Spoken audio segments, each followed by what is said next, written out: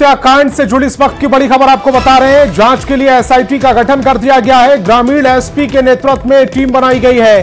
DSP, 8 inspector और 5 sub inspector को इस टीम में शामिल किया गया है। घटनास्थल से एफएसएल ने खोखा भी बरामद किया है। सीसीटीवी फुटेज को पुलिस खंगाल रही है। 14 संदिग्ध लोगों से पूछताछ की जा रही है। तो बड़ी खबर इस समय हम रांची से आपको बता रहे हैं, जहां पर दरोगा अनुपम हत्याकांड से जुड़ी इस वक्त की बड़ी खबर आपको बता रहे हैं। एसआईटी के लिए जांच के लिए एसआईटी का गठन कर दिया गया है। ग्रामीण एसपी के नेतृत्व में टीम ने गठित की गई है। डीएसपी, 8 इंस्पेक्टर और 5 सब इंस्पेक्टर इस टीम में शामिल किए गए हैं। घटनास्थल से एफएसएल ने खोखा बरामद किया है। साथ ही सीसीटीवी फुटेज भी खंगाले जा रहे हैं। ओम प्रकाश हमारे संवाददाता ज्यादा जानकारी के साथ फोन लाइन पर जुड़ रहे हैं। ओम प्रकाश, एसआईटी का गठन तो कर दिया गया है, लेकिन जो शुरुआती जांच होती है उसमें कुछ पता लगा है? जी, बता दें कि इस पूरे मामले में कुछ अहम जानकारियां पुलिस को मिली है। हालांकि अभी भी इस पूरे मामले की जांच जो है वो पूरी तरह से गुत्थी अगर कहा जाए तो वो सुलझ नहीं पाई है। मामले में 14 लोगों को फिलहाल डिटेन किया गया है, जिनसे फिलहाल पूछताछ की जा रही है और उसके आधार पर आगे जो इसमें महत्वपूर्ण छापेमारी है वो भी किया जा रहा है। वहीं पूरे मामले में बता दें कि इस घटना को जिस तरह से खारिज किया गया है वो कहीं ना कहीं पुलिस महकमे के लिए भी एक बड़ी चुनौती के रूप में सामने आया है। कानून व्यवस्था पर जो सवाल पिछले दिनों उठ खड़े हुए थे वो कहीं ना कहीं अब पुलिस प्रशासन के अंदर से भी उठ रहे हैं, जिसे देखते हुए इस पूरे मामले की सघनता से जांच की जा रही है और इस मामले के हर पहलू पर जो पुलिस प्रशासन की निगाहें हैं, चाहे वो वरीय अधिकारी हो चाहे वो निचले लेवल में, तमाम जगहों पर जो अलर्ट है वो देखने को मिल रही है। हालांकि अब तक पुलिस के हाथ अगर कहा जाए तो सफलता नहीं लगी है और न इस पूरे मामले में जो तमाम चीजें हैं वो छनकर पूरी तरह से साफ हो पाई है। लेकिन पुलिस का दावा है, चाहे वो डीजीपी ही क्यों ना हो, उनका भी दावा है कि जल्द ही इस पूरे मामले का खुलासा कर लिया जाएगा और जो भी दोषी होंगे उनके खिलाफ सख्त कार्रवाई की जाएगी। जी ओम प्रकाश, डीजीपी की ओर से आज बैठक भी ली गई थी, पुलिस अधिकारियों के साथ बातचीत भी की गई थी। चूंकि खुद खाकी के एक बड़े अधिकारी यानी कि दरोगा की मौत का पूरा मामला है, ऐसे में पुलिस की मुस्तैदी कितनी नजर आ रही है इस पूरे मामले में? जी, बता दें कि जिस तरह से ये घटना हुई है उसके बाद जो राज्य के आला अधिकारी हैं वो भी कहीं ना कहीं उनके लिए भी एक बड़ी चुनौती है कि राजधानी की सुरक्षा व्यवस्था या फिर कानून व्यवस्था को कैसे दुरुस्त किया जाए। न केवल यहाँ पर आम लोग बल्कि अब कहा जाए तो अधिवक्ता और उसके बाद अब दरोगा जैसे लोग भी जो हैं, जो पुलिस के जिनके हाथ में लॉ एंड ऑर्डर संभालने की जिम्मेवारी होती है, उन लोगों को भी अपराधी निशाना बनाने से नहीं चूक रहे हैं। तो ऐसे में डीजीपी के द्वारा एक महत्वपूर्ण जो मीटिंग है वो की गई। तमाम लोगों को स्पष्ट दिशा निर्देश दिए कि अपनी कार्यशैली सुधारे और राजधानी में जिस तरह से ड्यूटी की जाती है उसका तरीका सीख ले, वरना वो वाकई तरीका तो सीखना पड़ेगा। ओम प्रकाश, आप हमारे साथ जुड़े, आपका बहुत बहुत शुक्रिया।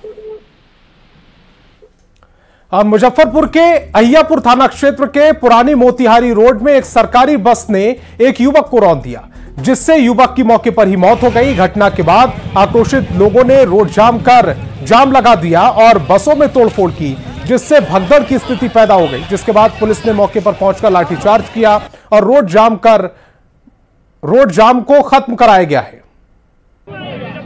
का यही है कि इस रोड से बस और ट्रक का आवागमन बंद किया जाए।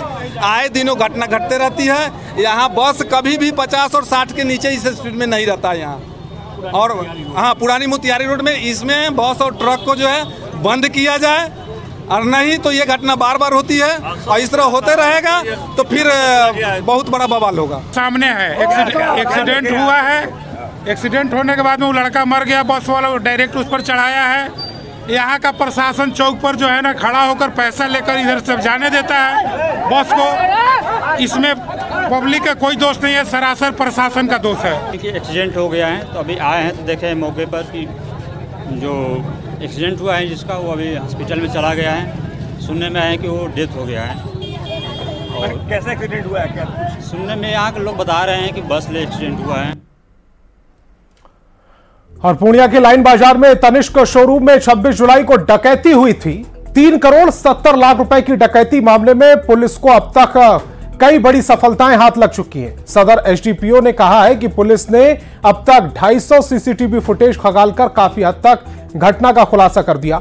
इस मामले में कलियाचक पश्चिम बंगाल से अपराधी सनीउल शेख समेत कुल 6 अपराधियों को गिरफ्तार किया गया है। एसटीएफ और पूर्णिया पुलिस की टीम ने बंगाल पुलिस के सहयोग से इस घटना का खुलासा किया है। माफिया सुबोध सिंह, चंदन उर्फ प्रिंस और पूर्णिया के कुख्यात अनिकेत सिंह उर्फ बिट्टू सिंह ने मिलकर तनिष्क लूट कांड की साजिश रची थी।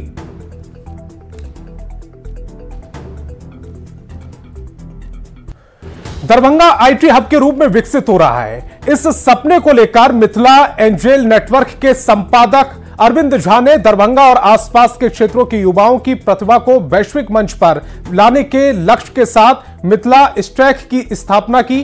10 आईटी पेशेवरों की एक छोटी सी टीम पहले से ही आयरलैंड से निर्यात परियोजनाओं पर काम कर रही है। मिथिला स्टैक युवाओं के रोजगार सृजन के साथ उनकी तरक्की के लिए उम्मीद की नई किरण बनकर उभर रहा है।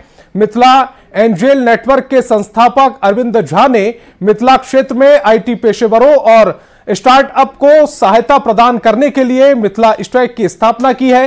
भारत और विदेशों में आईटी क्षेत्र में वर्षों के अनुभव के साथ अब वह आईटी से जुड़े प्रतिभाशाली लोगों को वापस लाने और उनसे जुड़ने के लिए प्रेरित कर रहे हैं। लोगों को उम्मीद है कि जल्द बिहार भी विकसित राज्य की श्रेणियों में आने वाला है। तो यहाँ पे दरभंगा में जो ऑलमोस्ट एक बिलो टायर 3 सिटी है, यहाँ पे जो एक्सपेंस है रहने का एंड अकोमोडेशन काफ़ी लो है कंपेयर टू टायर 1 सिटी है। एंड वहाँ पे यदि हम प्रोवाइड अपॉर्चुनिटी कर रहे हैं like 3 LPA 4 LPA 5 LPA, it's more than कि वो 10 LPA के बराबर होगा दिल्ली के, बेंगलोर के। तो यहाँ पे हम लोग वो जितने भी यंग टैलेंटेड हैं जो कि टेक्नोलॉजी डोमेन में अपने आप को लेके पैसिनेट है, वहाँ पे काम करना चाहते हैं, तो वी ट्रूली उनको इनवाइट कर रहे हैं। मिथिला स्टैक एक छोटा सा प्रयास है हमारा कि दरभंगा में और खासकर मिथिला में आईटी का जो कल्चर मिसिंग है, जहाँ पे कि कोई भी नौकरी नहीं है, सब बच्चों को बाहर जाना पड़ रहा है, ट्रेनिंग के लिए भी बाहर जाना पड़ रहा है, काम करने के लिए भी बाहर जाना पड़ रहा है। और अगर हम पूरा देखें कि पूरे देश में $100 बिलियन से ऊपर का आईटी का रेवेन्यू चल रहा है और यहाँ की इकोनॉमी में बिल्कुल ज़ीरो कंट्रीब्यूशन है एक तरह से, और उसको चेंज कैसे किया जाए।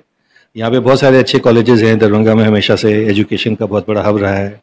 लैंग्वेज स्किल्स बहुत अच्छी है हमारे मिथिला में, मैथमेटिकल स्किल्स बहुत अच्छी है हमारे मिथिला में, लॉजिक बहुत अच्छा है हमारा मिथिला में। तो ये क्यों ऐसा है कि यहाँ पे कोई काम नहीं है? तो हमने बहुत दिनों से सोच रहे थे, बाद में फिर कार्तिक मिले यहाँ पर। कार्तिक अपना एक हेल्थ केयर का बिजनेस कर रहे थे, स्टार्टअप शुरू किया था उन्होंने, वो नहीं चला किसी रीज़न से, लेकिन उनका भी इंटरेस्ट था इसमें एरिया में, तो उनकी मदद से हमने ये मिथिला स्टैक यहाँ पे शुरू करा दिया। हाँ, दरअसल यह सिर्फ मिथिला की ही समस्या नहीं है, यह देश की समस्या है कि यहाँ पे बाजार और जो शिक्षण संस्थान है, जो एकेडेमिया है और मार्केट है, उसके बीच में कहीं ना कहीं गैप है। और वो गैप है कि बाजार की जो मांग है उसके हिसाब से शायद हम अपने बच्चों को टेक्निकल संस्थानों में भी ट्रेन नहीं कर पा रहे हैं। तो जो मुझे फ्यूचर दिख रहा है, मैं भविष्य को सोच करके ऐसा कह रही हूँ कि एक तो मिथिला में अपना एक ऐसा संस्थान बहुत, जिसको कहते हैं ये पंख देने की, एक उड़ान देने के पहले हम बच्चों को पंख देते हैं। तो यहाँ के जो बच्चे हैं और यहाँ के जो बहुत रॉ टैलेंट है, उनको पंख देने का काम मिथिला स्टैक जो वो कर रहा है। जैसा कार्तिक ने बताया कि पहले भी 17-18 बच्चे ट्रेन करके अच्छे अच्छे संस्थानों में जा चुके हैं, तो उन्हें जो वो शेप करने की जो दिशा में मिथिला स्टैक एक काम कर रहा है। तो इस बुलेटिन में फिलहाल इतना ही। आप देखते रहिए न्यूज़ 18 बिहार झारखंड।